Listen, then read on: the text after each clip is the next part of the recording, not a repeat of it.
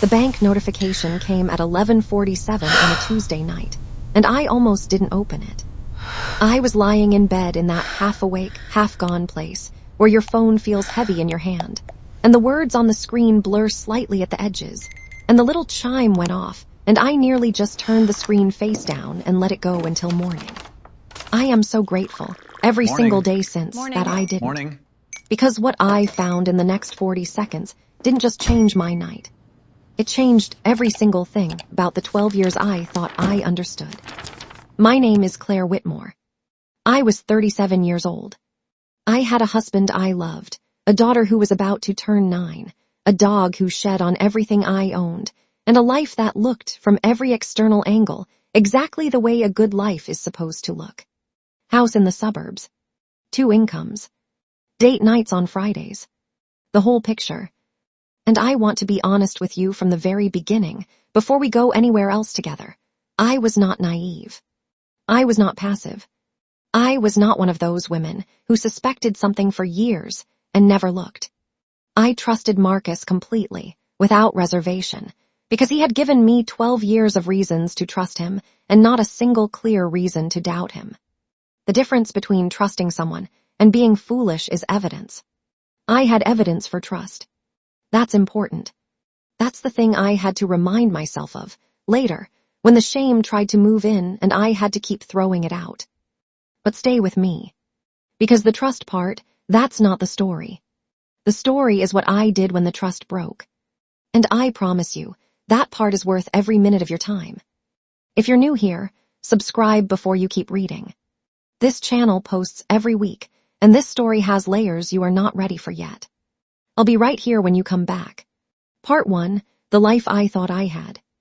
I met Marcus Whitmore at a company happy hour in downtown Chicago in the summer that I was 24 years old. I had almost not gone.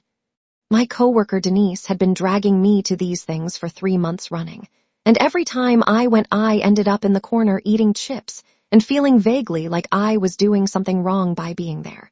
Like socialization was a skill I had never quite finished installing. But Denise had called me 4 times that afternoon and used the word please twice, which she almost never did, so I put on a yellow blouse that I liked and I went. The bar was on a rooftop. It was one of those late August Chicago evenings where the heat is finally starting to soften around the edges, and the sky turns that particular shade of orange-pink that makes the whole city look like it was built for a movie. I got a drink I didn't really want and stood near the railing looking out at the skyline, and about 20 minutes in I heard someone say, from just to my left, "You look like you're calculating an escape route." I turned. He was 26, dark-haired, with the kind of smile that takes a second to fully arrive, like it's considering whether to commit. He was wearing a blue shirt with the sleeves rolled up, and he was holding a beer he hadn't touched yet. He introduced himself as Marcus. I told him my name. He said, "Claire, that's a serious name." I said, "I'm a serious person." He said, "I can see that. I'm not sure yet if that's the most interesting thing about you or the least." And I thought, who is this guy? We talked for 2 hours. Not the polite, circling, what do you do for work kind of talking that happens at these things. We talked about real things, fast and without the usual warm-up period. He was a financial consultant, had grown up in Milwaukee, had a complicated relationship with his father that he mentioned once, and then backed away from carefully. The way you do when something is true and raw, and you're not sure yet if the person you're talking to can handle it. I noticed the backing away. I liked it. It told me he had things he thought about, things he managed, things that mattered to him beyond the surface. He asked for my number at the end of the night, in a way that was so matter-of-fact it wasn't even quite asking. Just an assumption that we were continuing, that this conversation didn't end here, that it would be strange and wasteful to stop now. I gave it to him. He texted me the next morning at 8:14 with the words, "I googled the etymology of the name Claire. Did you know it means bright or clear? Seemed accurate." And I read it in bed with my coffee, and laughed into my mug, and knew I was in trouble in the best possible way. We dated for 2 years and 3 months. I have gone back over those years, many, many times since everything happened, looking for cracks, looking for inconsistencies, looking for the places where a smarter or more attentive version of me might have seen something. And I want to be honest, I found very little. He was present. He called when he said he would. He showed up. He remembered things, not just birthdays and anniversaries, but the small things, the things you say once in passing and forget you said, and then 3 months later realize someone was actually listening. He remembered that I hated the sound of balloons popping and never brought them to anything. He remembered that I took my coffee with oat milk specifically because regular milk made me feel vaguely guilty, for reasons I could never fully explain, and he never once teased me about it. He remembered that my college roommate and I had a falling out that I never talked about in detail, and he never once pushed. The man I dated was attentive in the specific, thoughtful way that you can't fake long-term. Or so I believed. I have since revised my understanding of what can and cannot be faked long-term, but we'll get to that. He proposed in Colorado, on a hiking trail in Rocky Mountain National Park that we had been attempting all weekend and nearly abandoned twice because my knees were giving me trouble and I kept stopping and saying things like, "The view from here is probably fine. I bet the top looks just like this." He kept gently, patiently suggesting we try a little further, just around the next bend, just a few more minutes. And when we finally reached the top, a flat rocky overlook with the whole range spread out in every direction, absurd and enormous and perfectly clear. He turned to me, and he got down on one knee on the dirt and the rocks, and he opened a box and he said, "I have been waiting for this specific moment for 4 months, and I am deeply relieved we didn't give up 30 minutes ago." I said yes before he finished the sentence. I know that's a cliché. I don't care. It was true. We got married the following June, in Wisconsin, at a small venue near my parents' town that had a garden and a barn and string lights that someone put up the morning of the wedding, and that were still slightly crooked by the time the ceremony started, and I thought they were perfect that way. Marcus's mother, Diane, cried through the entire vow exchange. Not quietly, genuinely, openly, with a tissue pressed to her mouth and her shoulders shaking slightly. My own mother, who is not an emotional woman, reached over and patted Diane's arm, and Diane grabbed her hand and held it, and I stood at the altar watching these two women who had never met before hold each other's hands, and I thought, this is what family expanding feels like. This is what it looks like when things are going right. After the ceremony, Diane took both my hands in hers and looked me in the face and said, "I am so glad you found each other. I am so glad you're ours now." And I believed her. I believed every word of it, completely, without a single hesitation. I have thought about that moment a lot, more than almost any other memory from that day, because Diane knew even then, or close to then, and she stood there at my wedding and said those words and held my hands and she cried, and I have asked myself so many times since whether those were real tears, whether she was crying for me or for herself, or out of guilt, or out of some kind of genuine love that coexisted with the deception. I still don't know. I think about it at strange times. Making dinner. Driving to work. Standing in the shower. Who was Diane crying for at my wedding? I may never fully know the answer to that. The first 3 years of our marriage were genuinely good. I have tested this memory rigorously, and I believe it. We were busy in the way newlyweds are busy, filling a life with the texture of shared habits and inside jokes and small traditions that start by accident and then become sacred. We bought a house in Naperville when I was 28, a 4-bedroom colonial that was slightly too large for 2 people and a dog, but felt exactly right when we walked through it the first time. Some quality of light in the kitchen that I couldn't explain but knew immediately I wanted to live inside every morning. We talked about children from early on. Not with urgency or pressure, just as a fact of our future, an assumed chapter that we were moving toward, that we agreed on, that neither of us had to be convinced of. Marcus wanted kids. He talked about it in this quiet, certain way, not like something he was performing or saying because he thought he should, but like something he knew about himself the way he knew he preferred mountains to beaches or mystery novels to literary fiction. He wanted to be a father. That much I am sure of. That much, even now, I believe was true. What I didn't know was that by the time we had that conversation, he was already a father. or close to it. But I'm getting ahead of myself. Let me stay in the good years a little longer. Not for sentimentality. I'm past sentimentality mostly, but because context matters. You need to understand the life. I thought I had so that you understand what it meant when I discovered I'd been living in a stage set. Marcus traveled for work from the beginning of our marriage. Financial consulting takes you to clients, and his clients were spread across the Midwest. Sometimes Chicago, sometimes St. Louis or Cincinnati or Columbus or Indianapolis. He went for 3, 4, sometimes 5 days at a time. He always called in the evening. He always texted during the day, not constantly, not in the suffocating way, but the kind of steady, ordinary texting that says, "I'm thinking of you, I had a weird lunch, the hotel gym only has one working treadmill, I found a good pizza place." The texture of a person genuinely living their life and bringing you along in real time. I never questioned the travel. Not once, not in 12 years. I want to be very clear about that, not to demonstrate my gullibility, but to explain the architecture of how it all worked. The travel was established from before we were married. It was known, expected, factored into our routine from day one.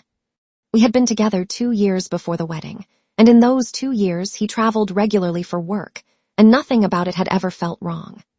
You don't start questioning a wall that was there when you moved in. Chester came into our lives when I was 27, 8 months before the house, 3 months before we'd even started looking seriously at properties.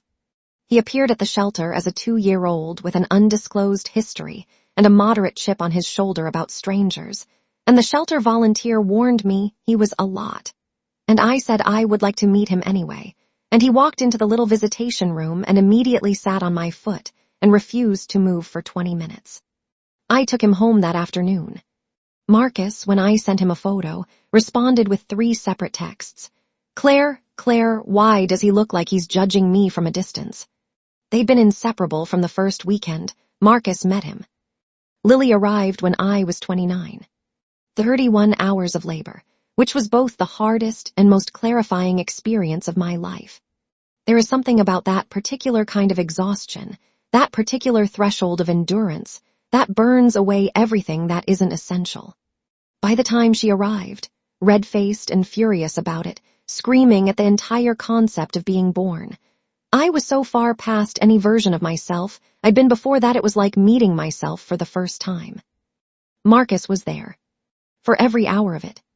He was not a man who paces and checks his phone in the waiting room. He was there, present in the room, holding my hand through every contraction, telling me I was doing great when I told him to stop talking, immediately stopping, and then saying it again 20 minutes later when I asked him to say something. When Lily finally arrived, the nurse handed her to him and he just came apart. There's no other word for it. He came apart at the seams in the most complete, unguarded way I had ever seen him, and I lay there watching this man I loved hold our daughter and cry, and every single thing about that moment felt real. That's the part that still gets me. Not the betrayal. The realness.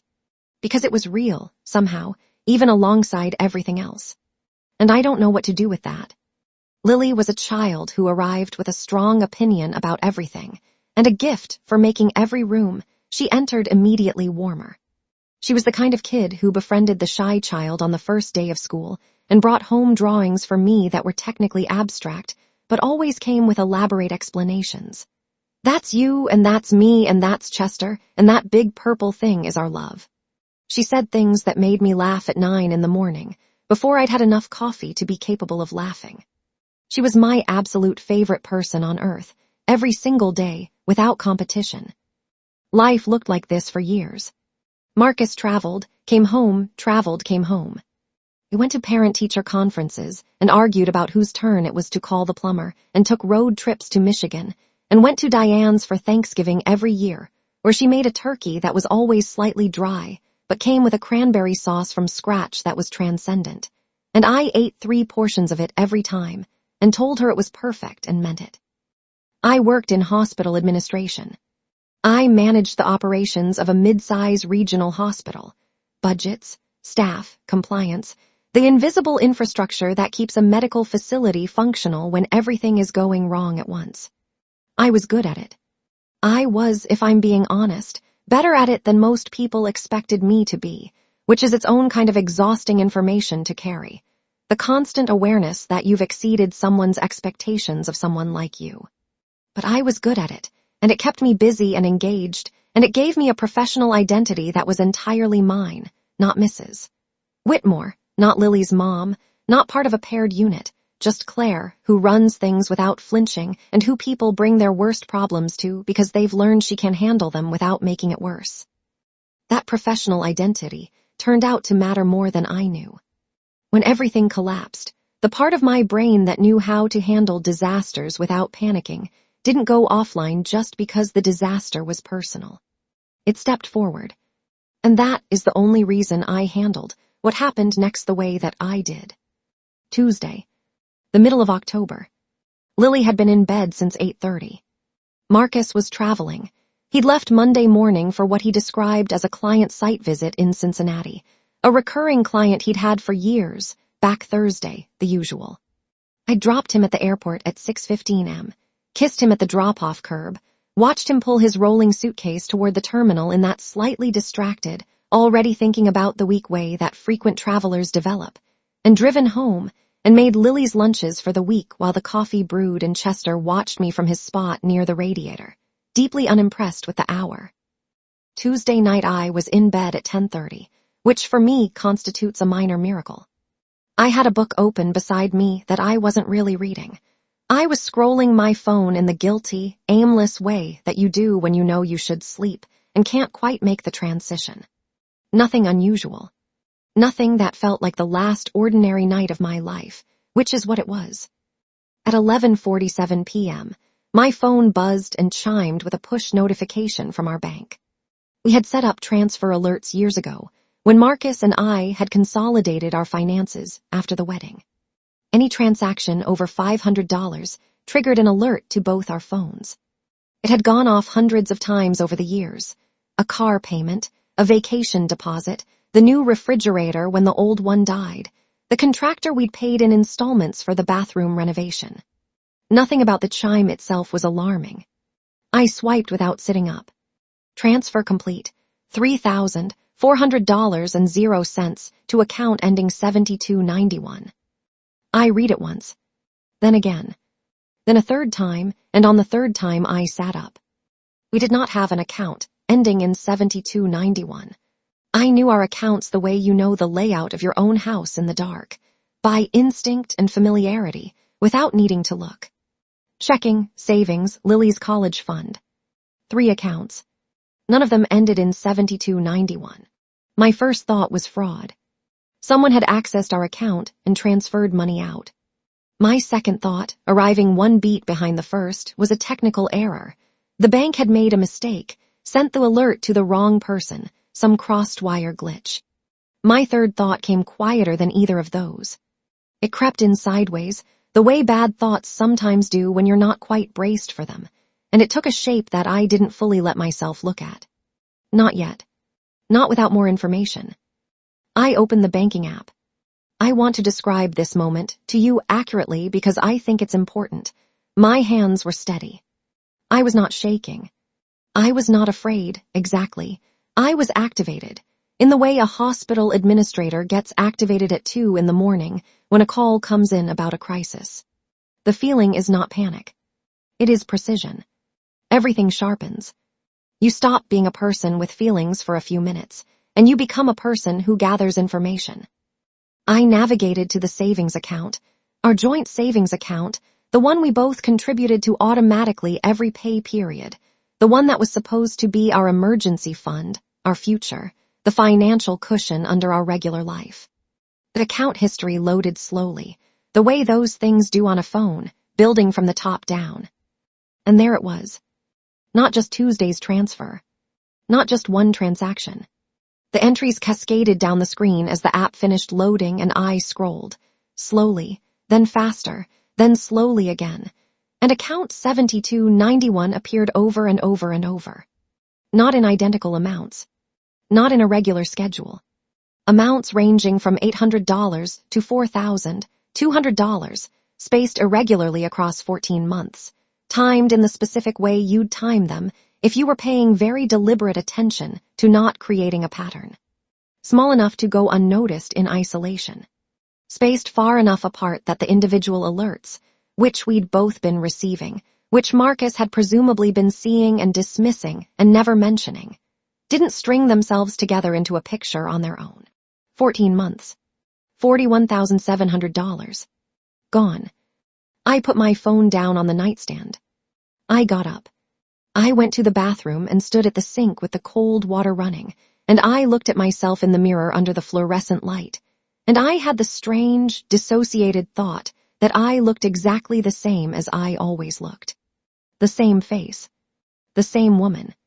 Even though something had just happened to her that she hadn't processed yet. I turned off the tap. I went back to the bedroom. I lay down. I did not sleep. Not a minute of it. I lay completely still in the dark for 3 hours and change, watching the ceiling, and I let my mind do what it does when I give it space and silence and don't interfere with it. It took apart the information methodically. It tested scenarios. It identified the questions that needed answers. It built a list, invisible in the darkness, of every next step. By 4 a.m, I was no longer afraid. I was something different. I was ready. I didn't call Marcus. That Tuesday night, and for the 3 weeks that followed, I did not call Marcus, text Marcus, email Marcus, or give Marcus any indication whatsoever that anything was different. I want you to understand what this required. I want you to understand it because people, when I've told parts of this story to close friends since, always stop at that part and say, "How? How did you do that?" And the answer is not that I'm cold. The answer is that I had a daughter sleeping down the hall, and I had 12 years of a life that deserved to be understood before it was dismantled. And panic and confrontation without information would have destroyed my leverage before I even knew what I was fighting. So I didn't call. I made a list on a legal pad at 4 a.m. instead. Item 1. Find out who owns account 7291. Item 2. Find out what else is being hidden.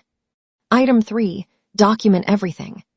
Item 4. Find an attorney. Item 5. Do not move until I am ready. I started with item 1 the next morning. I have a cousin named Drew who works in financial compliance at a regional bank. Not our bank, a different institution. But the world of financial compliance is small enough that he has contacts and tools and a specific kind of knowledge about how money moves between accounts and how to trace those movements without triggering alerts. Drew and I are close in the way that cousins who grew up one town apart and ran in overlapping circles can be close. Not daily phone call close, but the kind of close where you know each other's real selves, and there is history and trust that goes deeper than current frequency of contact. I called him Wednesday morning from my car, parked in the hospital parking garage with the engine off, before my shift started. I told him I thought there had been an unauthorized transfer from our joint account, and that I needed to identify the destination account without alerting whoever was monitoring it. I did not tell him I suspected Marcus. I gave him just enough. Drew said he'd see what he could do. He sounded measured about it, the way he always sounds, which is a quality I have always respected in him. He came back to me in 2 days. Friday afternoon, another parking garage call. He said he'd been able to identify the account holder through a chain of records he had access to through his professional capacity, and that the account was held in the name of a Sandra Caldwell, address in Fishers, Indiana, a suburb of Indianapolis. Sandra Caldwell. I wrote it down. I thanked Drew. I sat in the car for 4 minutes after hanging up. I counted the minutes because counting helps. It gives the brain a task when the emotions are trying to take over, and I needed my brain operational. Then I opened my laptop on the passenger seat, and I typed the name into a search bar. Sandra Caldwell's Facebook profile came up in the top results. It was mostly private. She had limited her public visibility in the way people do when they've thought about it somewhat but not all the way. Her profile photo was public. I clicked on it, and it filled the screen, and I sat there looking at it for a long time. She was 34. Light reddish hair, natural-looking, worn shoulder length. A wide, open smile, the kind that reads as genuine, unguarded. She was standing in front of a house, modest but well-maintained, flower boxes at the windows, a front walk with some kind of pavers, and on either side of her were children. A boy who looked about 6 or 7. A girl who looked about 4. Both of them had the easy, squinting look of kids who have been told to smile for a photo and are just barely cooperating. I looked at the boy. I looked at his face very carefully. Then I closed the laptop. I sat very still. I got out of the car and walked into the hospital and worked a full 9-hour shift and did not make a single error. And when I drove home, I picked Lily up from after-school care and made pasta for dinner and helped her with a book report about a chapter book she'd read about a girl who discovers a secret garden. And I listened to her describe the plot with the particular dramatic intensity she brings to anything she cares about. And I laughed at the right moments and asked questions at the right moments and tucked her in and kissed her forehead and turned off her light. Then I went downstairs and sat at the kitchen table and opened the laptop again, and I started digging. Public records, county assessor websites, property tax databases, the things that are technically visible to anyone who knows where to look, which most people don't, but which someone in hospital administration who has spent a decade managing contract compliance and facility records has a very strong map of.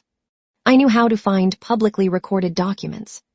I knew that property ownership is a matter of public record in every state. And I knew that if Marcus had been supporting this woman in Fishers, Indiana, there was a very good chance he had been involved in her housing. The Hendricks County Assessor's database took me 40 minutes to navigate. But I found it. The house in the profile photo, I cross-referenced the street view, the flower boxes were unmistakable, was at an address that matched a property purchased in 2019. Listed owner, Sandra Caldwell. But attached to the same property file, in a secondary field used for insurance and co-ownership notification purposes, was a second name, Marcus, Whitmore. My husband owned a house with another woman, in a city he traveled to for work. A house that contained 2 children. A boy who was approximately 6 or 7 years old. Which meant, and I sat with this math very carefully, very deliberately, because I needed to be precise and not leap to a conclusion I couldn't support, which meant that this child was born in 2018 or 2019. Marcus and I had been married since 2012. Lily was born in 2016, which meant that when I was pregnant with our daughter, when we were going to birthing classes together and building the crib together on a Sunday afternoon in the nursery that smelled like fresh paint and new carpet, he was already, or soon would be, involved with Sandra Caldwell in a way that had produced or was about to produce another child. I closed the laptop. I went upstairs to Lily's doorway and stood there in the dark looking at her sleeping. She was sprawled diagonally across the bed the way she always slept, one arm around the stuffed elephant, her hair everywhere. She was breathing the slow, even, completely untroubled breath of a child who has no idea the ground is shifting under her. And I stood there, and I made a decision, not about the divorce or the attorneys or any of the logistics. Those decisions came later. This was a more fundamental decision. A decision about who I was going to be in this.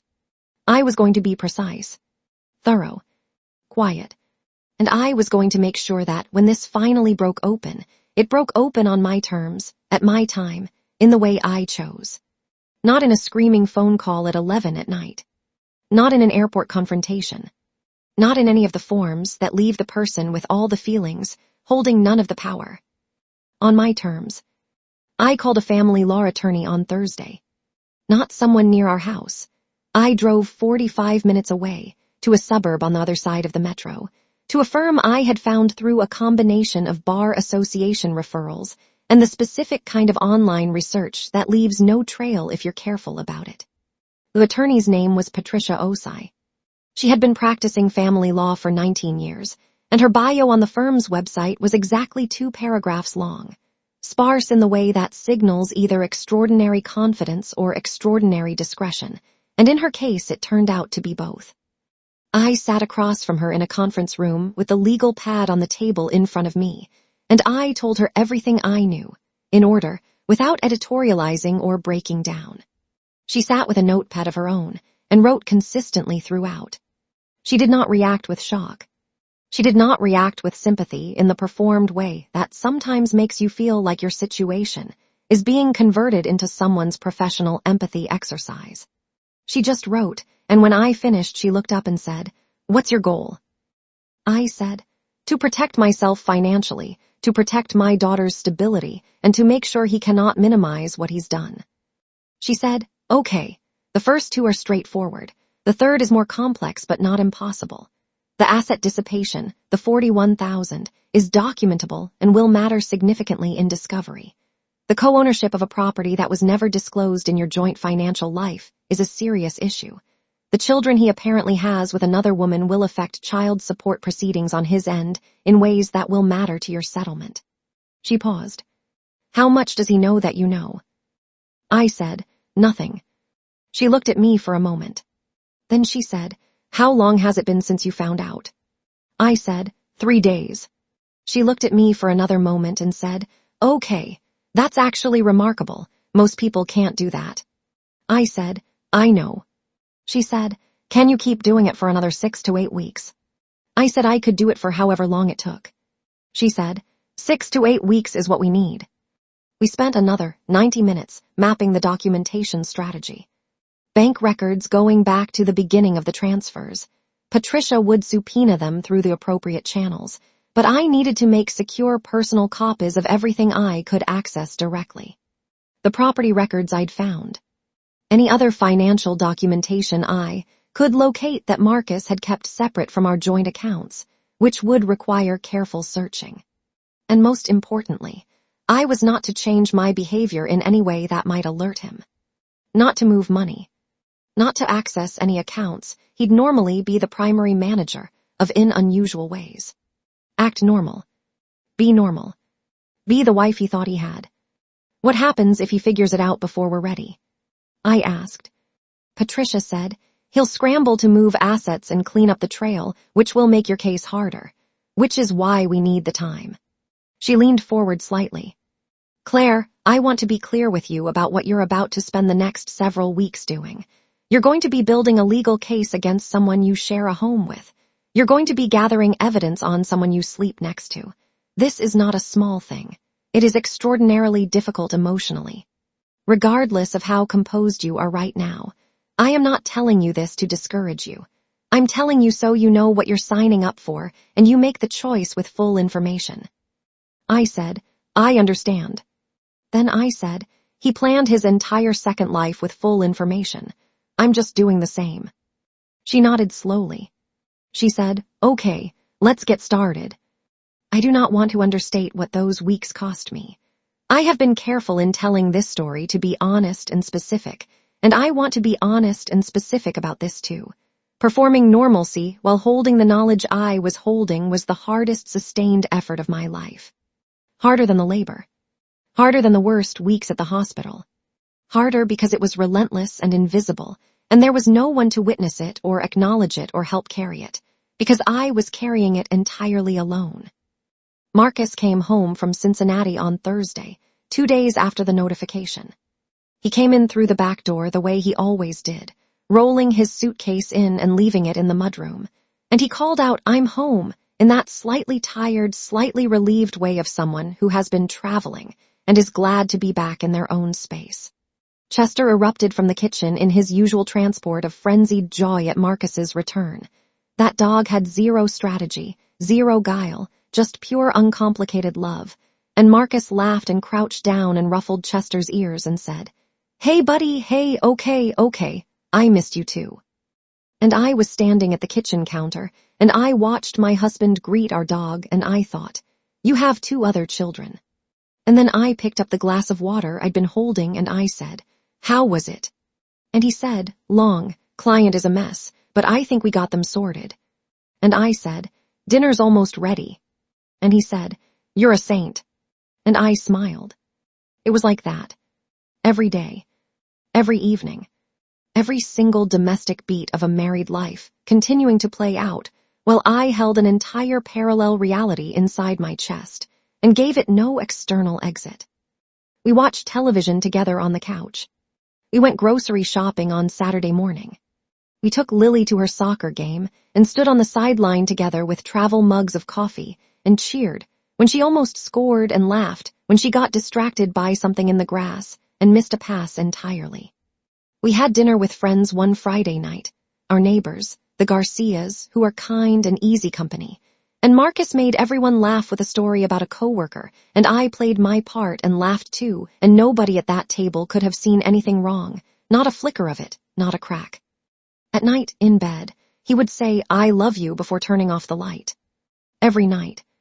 And every night I said it back, and I kept my voice exactly the way it always sounded, and I lay in the dark next to him and waited for the breathing changes that meant he was asleep, and then I lay there for another hour and ran through Patricia's checklist in my head.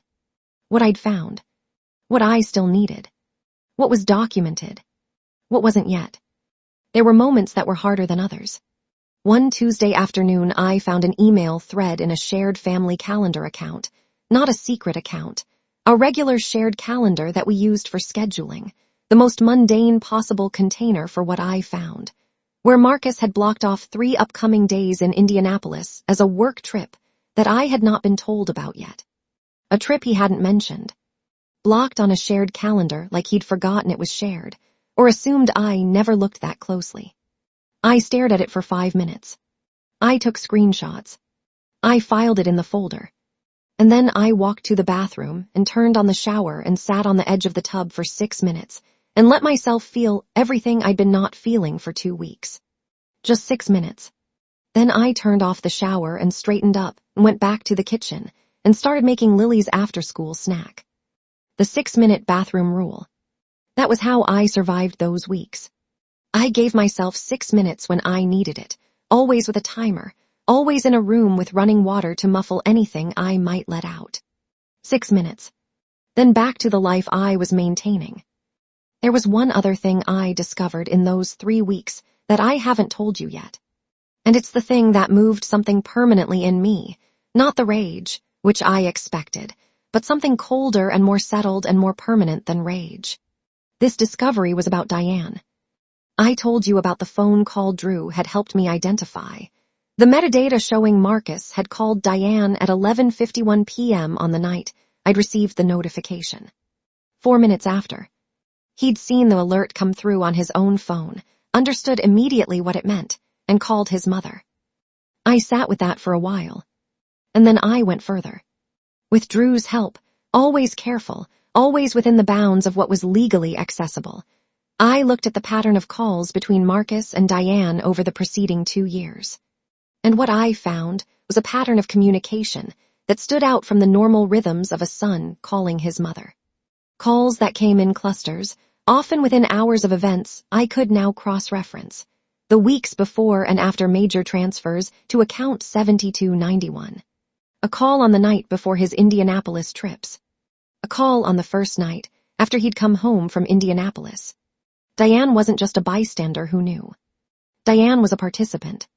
Not in the relationship itself, presumably, but in the management of it.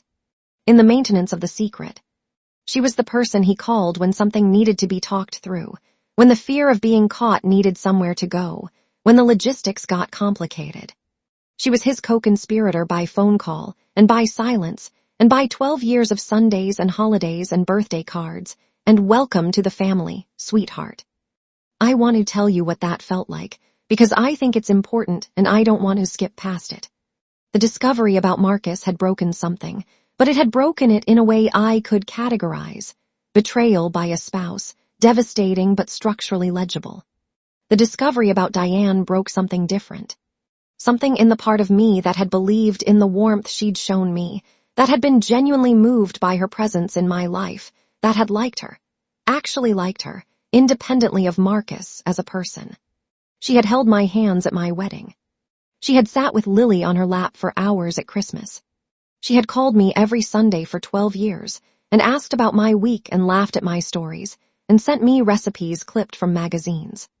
And all of it, not none of it, but all of it, had been enacted by a woman who was actively participating in keeping me deceived. That was when I understood what cold really feels like. Not the dramatic coldness of anger, not the numb coldness of shock. The specific, clarifying, completely still coldness of someone who has decided. Someone who knows exactly what happens next and has no intention of being moved off it. Patricia and I spoke every 4 or 5 days during those 3 weeks. Our conversations were efficient and specific, not therapeutic, not warm, just precise. She updated me on what had been subpoenaed, what had been received, what the picture was building to. The financial documentation was strong.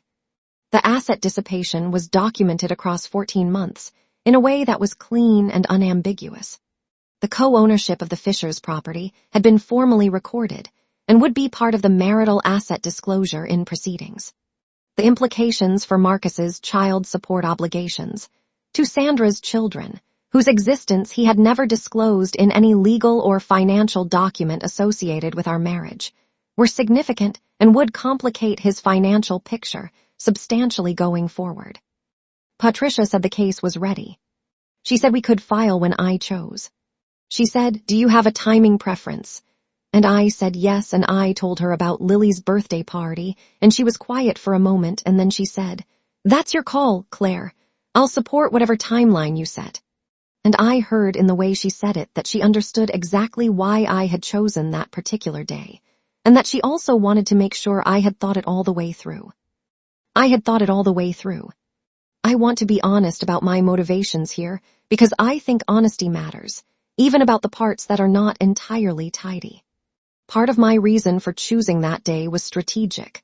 Marcus had planned the party. He'd invited the family, Diane would be there, and I had decided that Diane's presence was something I wanted. Not to humiliate her in front of everyone. Not to make a scene. But because I had spent 12 years thinking she loved me, and I wanted to look at her face in the moment when she understood it was over, and I wanted to see what was actually there. That was personal. I am at peace with it being personal. The other part of my reason was about Lily, but not the way you might think. It wasn't punitive toward Lily. The party itself, her birthday, the cake and the friends and the day she deserved, all of that was going to happen exactly as planned. I just needed the day to also be the day I stopped pretending, because I was genuinely running out of the ability to keep pretending, and I needed it to end on a day I could attach to something that was also about new beginnings. Lily turning 9 felt like a new beginning. I wanted to begin something myself on the same day. Patricia had the process server arranged for the Saturday of the party. Papers were ready to be served at a specific time window we agreed on in advance. She had also arranged something I had specifically requested, a document sent to Sandra Caldwell's attorney. Sandra had her own family law representation in Indianapolis, which Patricia had been able to identify, informing her that proceedings were beginning and that she would want to be aware that Marcus had been, in fact, legally married throughout their relationship. This was legal and ethical, and within the scope of what parties in divorce proceedings are entitled to share through counsel. I had chosen to do it because Sandra deserved to know the truth on the same day I put it in motion. Not as a weapon against her. As a courtesy to a woman who had been deceived by the same person I had. It was Thursday when Patricia confirmed everything was in place. Saturday was 2 days away. I had 2 more days to be Claire, who didn't know anything. I spent Thursday evening making streamers with Lily for the party. She had chosen a color scheme of purple and gold, very specific, apparently non-negotiable, and we sat on the living room floor with scissors and tape and a completely inadequate quantity of purple construction paper, and we made it work. Marcus was upstairs on a work call. Lily was chattering about which of her friends she hoped would come and what games they should play and whether the cake was going to have the right kind of frosting, and I was sitting cross-legged on the floor and helping her tape the streamers into a chain and thinking, in 48 hours, this part of my life is over. In 48 hours, I am someone different. And this right here, this girl, this floor, these streamers, this is mine. No one took this from me. No matter what else was happening, this was real and mine, and I was here for all of it. I didn't feel sad. I felt, for the first time in 3 weeks, something close to peace. Saturday arrived the way October Saturdays in the Midwest do, bright and cold, the kind of air that feels like it has an edge to it, like the year is starting to turn toward something more serious. I was up before 6. I lay in bed for a while in the early light, and then I got up and put on clothes and went downstairs and made coffee and stood at the kitchen window looking at the backyard for a long time. The leaves were turning. The maple in the back corner was doing its October thing, going from yellow to orange to a deep red at the tips that was almost theatrical in how beautiful it was. I looked at that tree for a good 5 minutes. I thought, I planted that tree. Marcus and I planted it together when we moved in, a sapling in a plastic pot from the garden center, and we argued about where to put it, and I won, and now it's enormous, and every October it does this. It'll be doing this long after today is a memory. I found that thought genuinely comforting. Lily's chocolate chip pancakes. The tradition since she was 4. The little chocolate chips arranged in a smiley face, always slightly lopsided because I'm not particularly good at precise arrangements, and she's never once cared. She came downstairs at 7:15 in her pajamas with her hair in approximately 11 different directions, and when she saw the plate, her face did that thing it always does, the thing that's somewhere between joy and recognition, like she'd been half afraid the tradition might skip a year, and here it was, proving itself again. She said, "Mama, I'm 9 today," in the voice of someone reporting a miracle. I held her for a long time, maybe longer than usual. She let me, which is something 9-year-olds don't always do. Marcus came down 20 minutes later, kissed the top of Lily's head, kissed me on the cheek. I held still for it, neither into it nor away from it, just neutral. Poured coffee. Said, "Big day, birthday girl," to Lily, who was already deep into her pancakes. Said to me, "What time do we need to be there?" I told him the venue opened to us at 1. He said, "Great, I've got a couple calls this morning. I'll be done by noon." I said, "Okay." He said, "You look tired, you should have slept in." I said, "I'm fine." And I smiled at him, and he smiled back, and went to refill his coffee, and I turned back to the sink and counted to 5 in my head. The morning passed.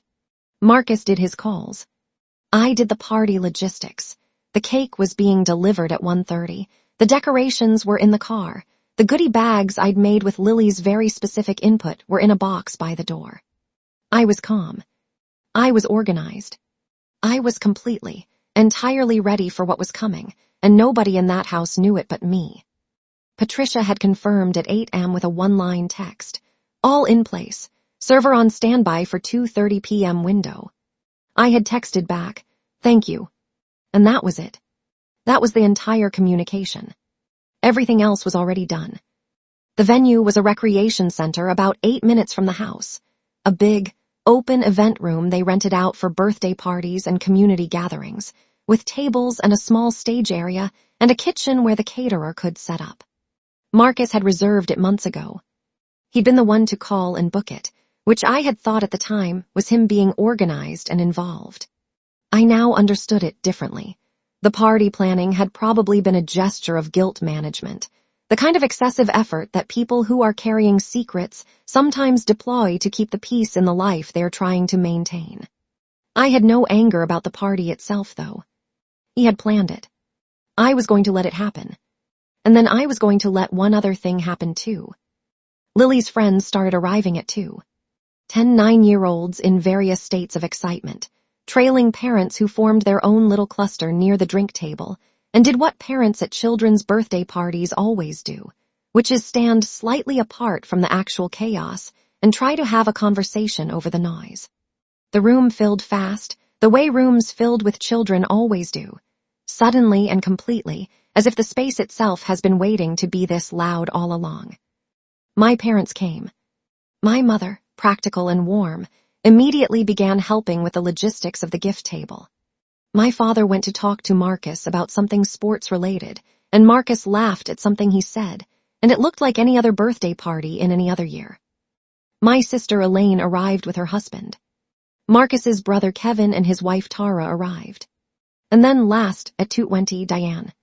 She came in through the main door in a cream blouse and dark slacks, carrying a beautifully wrapped gift with a silk ribbon.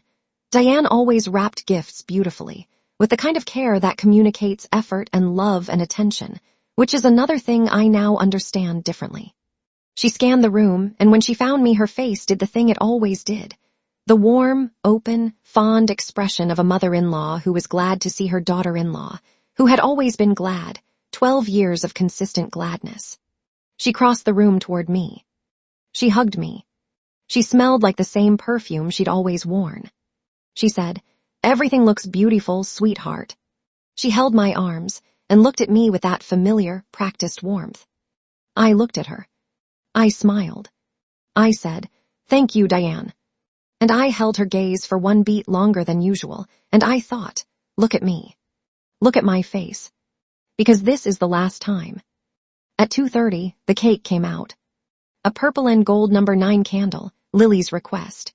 She stood at the head of the table, and Marcus stood beside her with his arm around her shoulders, and everyone gathered around, and the lights dimmed slightly for effect, and someone started "Happy Birthday." And it rippled out across the room, all the parents and the other children and the grandparents and Kevin and Tara and Diane, and everyone, in that slightly uneven, warmly uncoordinated way that a group of people who don't often sing together always sounds. Lily's eyes were bright. She was holding herself still in the effortful way of a child, trying to be patient with the singing so she could get to the wish. Her lips were pressed together like she was already holding the wish inside, protecting it. I was standing 8 feet back from the table. I had my phone up, aimed at Lily, recording. This part was real. I was genuinely recording her birthday, and the footage from those 30 seconds is something I go back to sometimes, because in it Lily looks perfectly, completely happy, and that is worth having. I watched the front door over the top of my phone. At 2:43, the door opened. The man who walked in was unremarkable in appearance, mid-40s, business casual, nothing about him that would register to anyone in the room as anything other than a late arrival. He scanned the space, identified Marcus in approximately 3 seconds, and began crossing the room with the particular calm, purposeful gait of someone who has done this before and has no drama about it. He moved through the crowd of parents without touching anyone, angling slightly to avoid the cluster of kids near the cake table, and arrived at Marcus's shoulder just as the singing was ending, and Lily was drawing in a big breath for her candles. He tapped Marcus on the shoulder.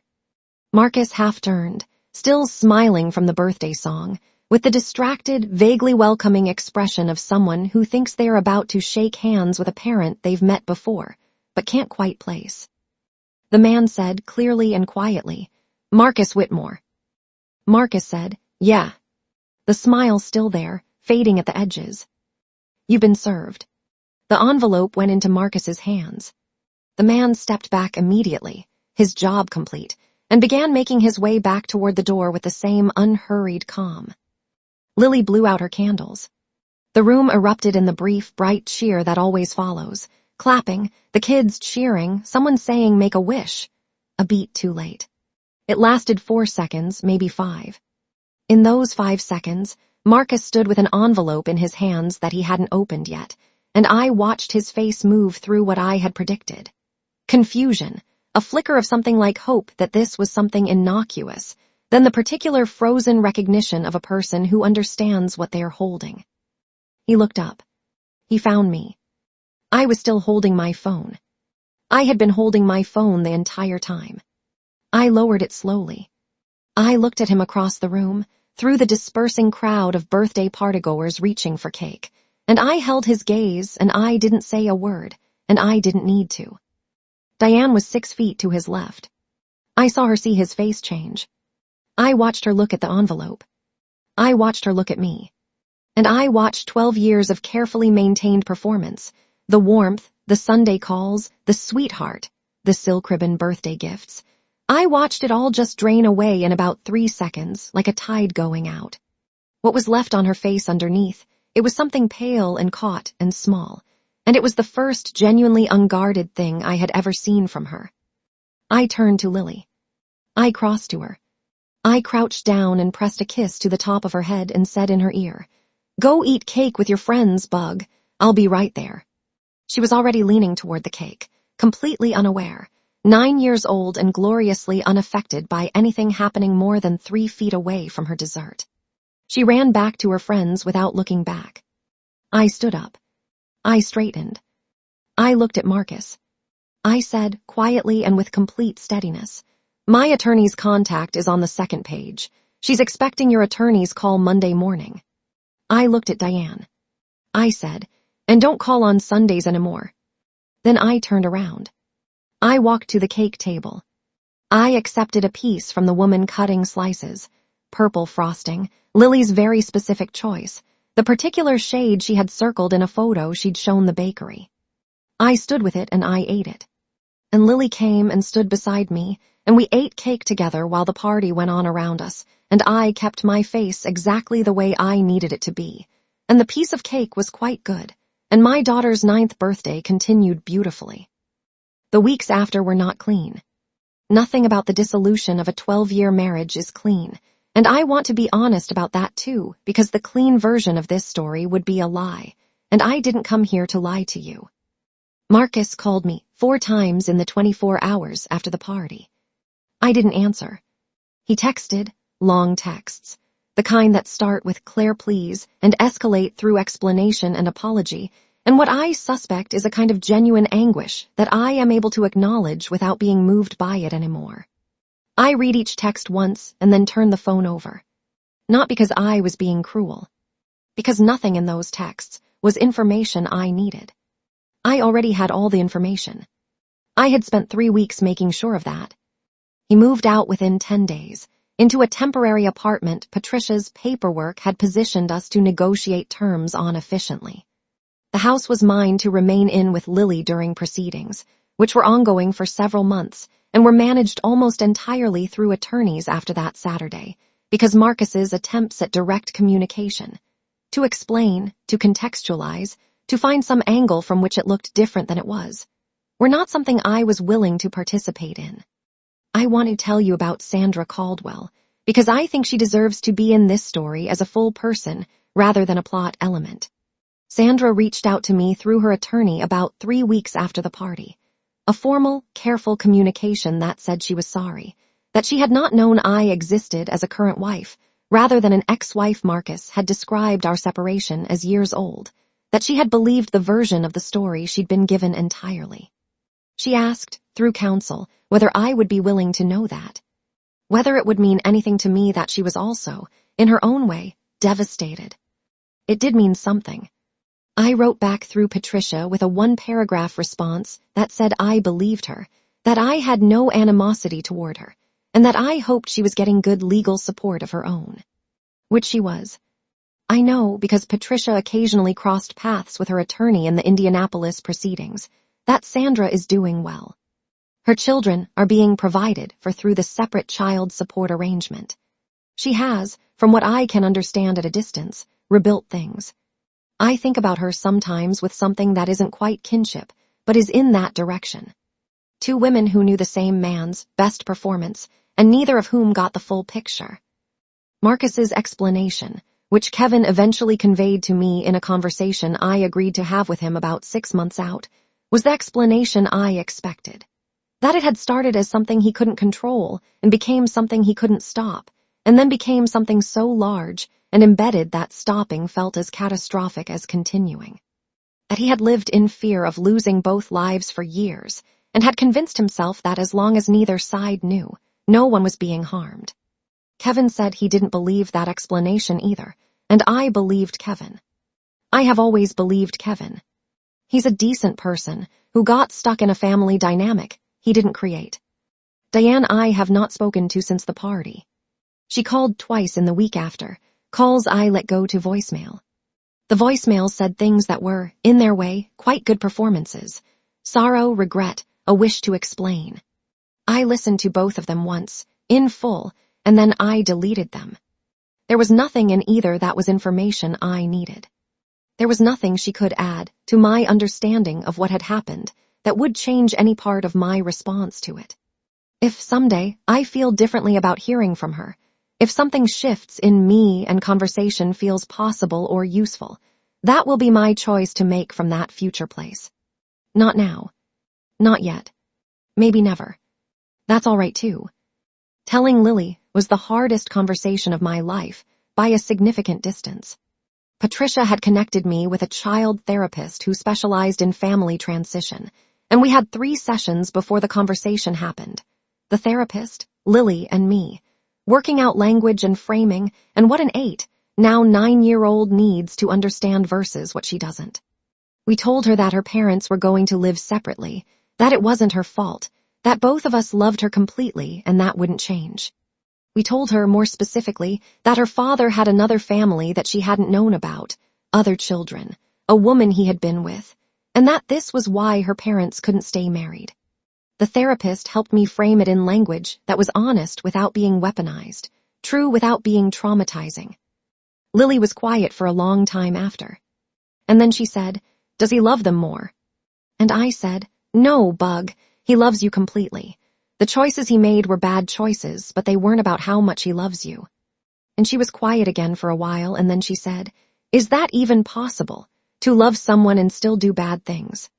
And I thought about that for a second, and I said, "Yeah, it is. People are complicated that way."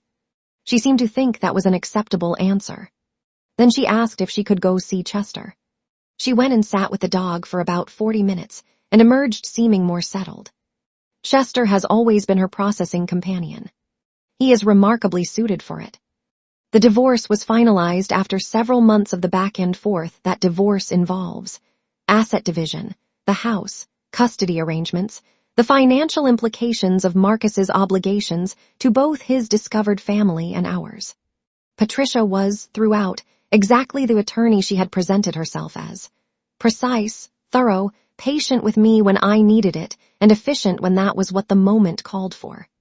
The settlement was fair by the metrics that matter. The asset dissipation was accounted for.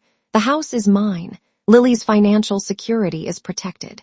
And my own financial picture is solid in the way it hadn't quite been when $41,000 was disappearing quietly every few months. It has been 8 months since that Saturday. Almost 9. We are approaching the anniversary of the notification, the late October Tuesday night that was, in retrospect, the last night of a life I'd been living and the first night of the one I'm living now. I want to tell you who I am now and be accurate about it. I am not fine. I am becoming fine, which is different and better and slower and more real than fine ever feels. There are mornings I wake up and for about 4 seconds before full consciousness arrives, everything is normal. And then it arrives, and I remember, and that moment is its own small grief every single time. I suspect it will continue to be that for a while yet. I am told it gets shorter. I believe the people who tell me that. I am also, and I want to say this clearly, more clear about myself than I have been in years. Maybe ever. There is something that happens when the entire external architecture of your life is stripped down, and you have to figure out what you actually are without it. What is yours and what was borrowed, and what you want to build next from the actual raw material of yourself. It is not comfortable, but it is interesting in a way I did not expect. I am interested in who I am, right now, in this in-between place. That is new. Lily is doing well. She is not doing perfectly. She misses a version of her family that doesn't exist and won't exist, and there are hard conversations still coming, and the therapist remains in our lives and will for a while. But she is resilient in the specific way that children can be when the adults around them are honest and stable, and I am working every day to be both of those things for her. She went through a period of being angry at Marcus that was very loud and very direct, and which I navigated as carefully as I could, neither validating the anger into something consuming nor dismissing it into something shameful. She is a child who deserves to have her feelings taken seriously, including the complicated ones. I try every day to make sure she knows that. Marcus sees her on the schedule we agreed to. I do not interact with him directly beyond what the logistics of co-parenting require. This works because I set clear parameters, and because Patricia built the agreement to support those parameters. It is not warm.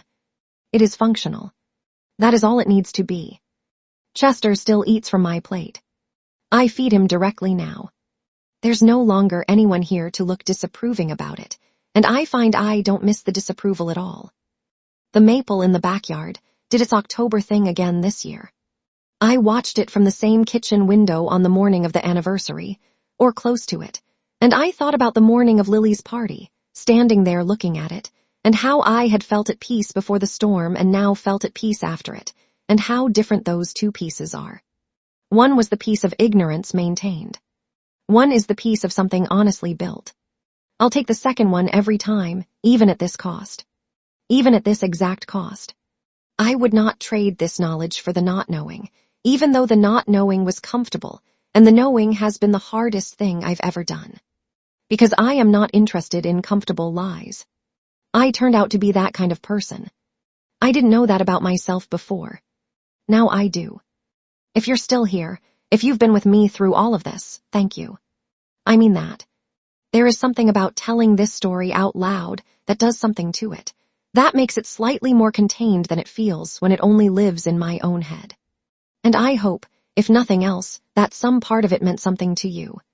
Whether that's because you've been through something like it, or because you're in the middle of something like it, and you needed to see that it's survivable, or just because you're a person who needed to know that other people also lie in bed in the dark and make lists and count minutes and hold themselves together by counting things. I hope it meant something. Take care of yourselves. I'll be here next time.